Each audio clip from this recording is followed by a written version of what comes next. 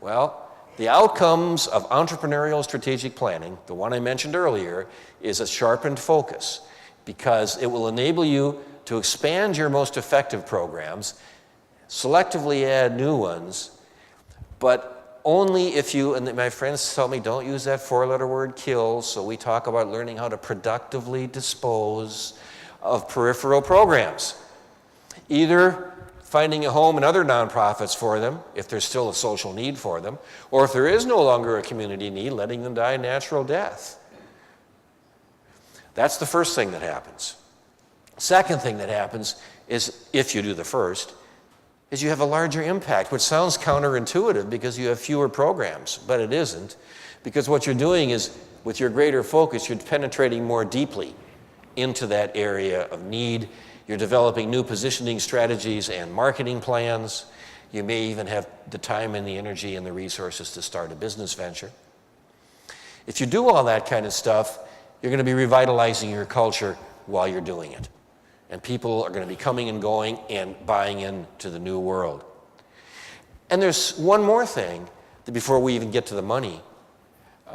Charles King, the fellow I told you about at Housing Works, went to the International AIDS Conference in Spain a few years ago, and he came back and reported to us at a conference. He was a speaker.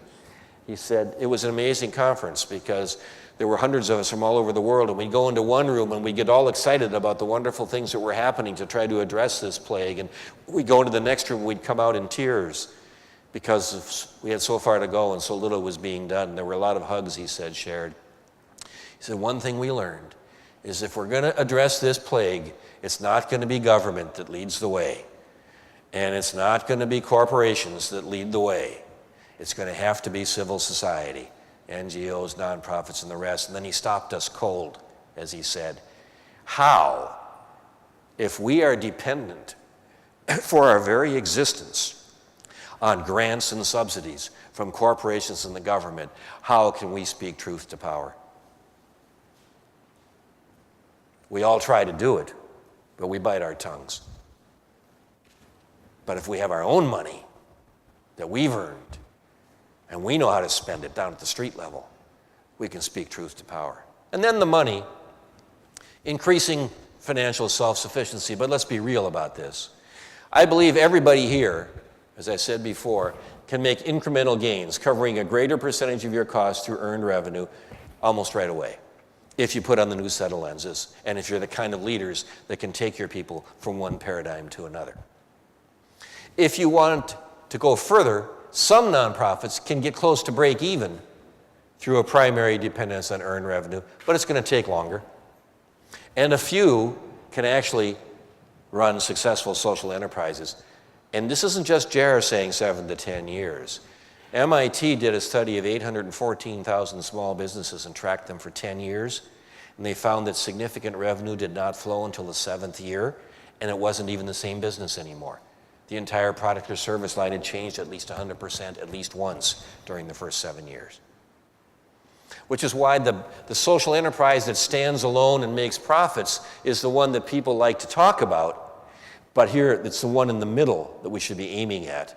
And this is the one we should all be attaining as soon as possible, to do more with less. The bottom line from Bob Harrington, nonprofit exec, is if you want to help the poor people of the world, step one is to make sure you're not one of them. Doing more with less. So just a few basic principles, and then I'll share some critical factors the pioneers in the field have shared with me over the years. Quickly, there's always a double bottom line. Whether it's earned revenue in a nonprofit or it's a social enterprise per se, financial return on investment, social return on investment. You as the leaders of social enterprises are tightrope walkers. That's what they're called by Dr. David Rendall, who has interviewed a lot of these folks. Always balancing on the tightrope between mission and money to make sure neither of them overtakes the other. Focusing on what you do best, on your core competencies. So many nonprofits try to start social enterprises or unrelated businesses, and they hit a double whammy. A, they don't know how to do a business, and then they're trying to do it in an arena they know nothing about. So let's stay in an employee-driven or customer-driven kind of business that we know something about. But remember, you don't even have to start a business venture to become a successful social entrepreneur. Earned revenue strategies for nonprofits typically go through 2 stages. And some, probably for most, phase 1 is the final destination. You don't start a business venture. All you do is go through a very rigorous, and it is rigorous, process of looking at everything you do, killing some stuff, expanding some stuff, nurturing some stuff, harvesting some stuff, raising the amount of earned revenue to cover more of your operating budget incrementally every year to get to the maximum, whatever that maximum is. And that's a wonderful place to get to.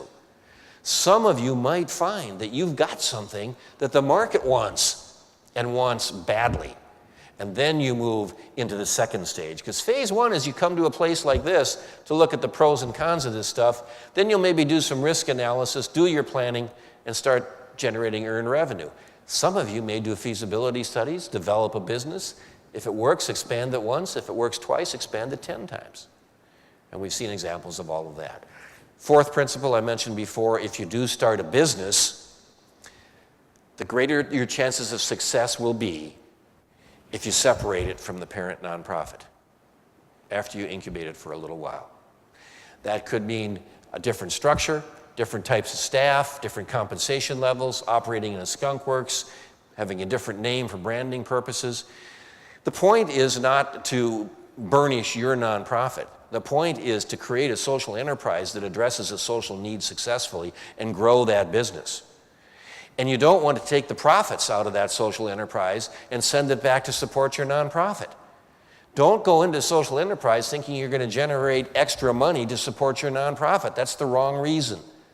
A, it's probably not going to happen for a long time. And B, if you do that, all you've done is cripple the social enterprise, which is successful and could be more successful if you wouldn't take its money away. There are some serendipitous exceptions to this, but not many. Fifth of the 6 basic principles is that 75 to 80% of what you try is going to fail. And your board and your staff better know that going in and buy into that, or you'll be in real trouble when the first ones start going down the tube. That's what entrepreneurship is about. It's about trying something, jumping off the cliff, crashing, picking yourself up, crawling to the top, jumping off again, crashing, picking yourself up, getting back to the top, learning a little bit more each time, and eventually you fly. But it's very rare that it happens the first time. And when you're doing something absolutely brand new that nobody else has ever done before, it's usually the second company in that wins, not the first company. So there are all sorts of challenges for this sort of thing, but many are going to fail. But Ben Cohen of Ben & Jerry says to stumble is not to fail. It's just a way to move forward more quickly. And as the final basic principle, I don't have a magic bullet. Please forgive me, but I don't. I teach workshops, I show people processes, but everything comes down to you. And ultimately, if you're starting a social enterprise, it will always come down to one person leading that social enterprise. That person can put together a team, but it comes down to that one person. Even in some of the most successful businesses you see out there, there's often a Mr. Inside or Mr. Outside. There's a CEO, there's a COO. There's an entrepreneur leading the pack, and that person's going to make the difference. But there aren't any magic bullets. It's like the Earl of Rochester once said. He said, before I was married, I had 6 theories about raising kids. He said, now I got 6 kids and no theories.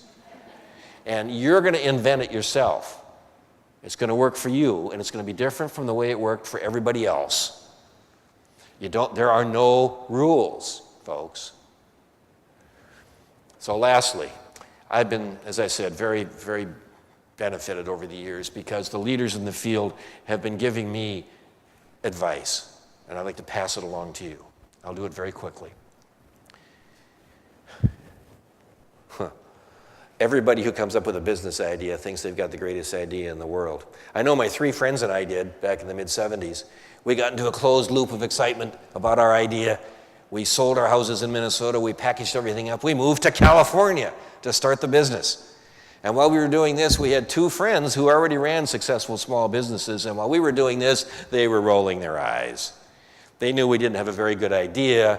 We didn't have a market for it. We didn't have the right management team. We didn't have a good business plan. We didn't have any financing. All we really had was that desire to move to California. which is what we did. But a few months later, I went back to Minnesota. My partners married each other, moved to Ukiah, and started an organic hog farm, which had not been the original business plan. We didn't have any of that stuff. But the fact is, we all have delusions of adequacy, which we need to overcome. And there's a mantra I'd like you to put on the wall as you think about social enterprise. In fact, put it on the lintel of the door both ways you see coming and going into the office. Beware of yourself. Yeah, you've got to have some zeal and some excitement and some enthusiasm for this business. But boy, if you don't listen to the market and listen to other people who know more than you do about this stuff, you're just going to shoot yourself and everybody else in the foot. Secondly, don't do this because Jerr says it's a good idea. Only do this if, when you get up in the morning, this is the most exciting thing you've ever heard about. John, is this the most exciting thing you've ever heard about at 211? Damn right, at this point it is. I listened to him talk about it yesterday.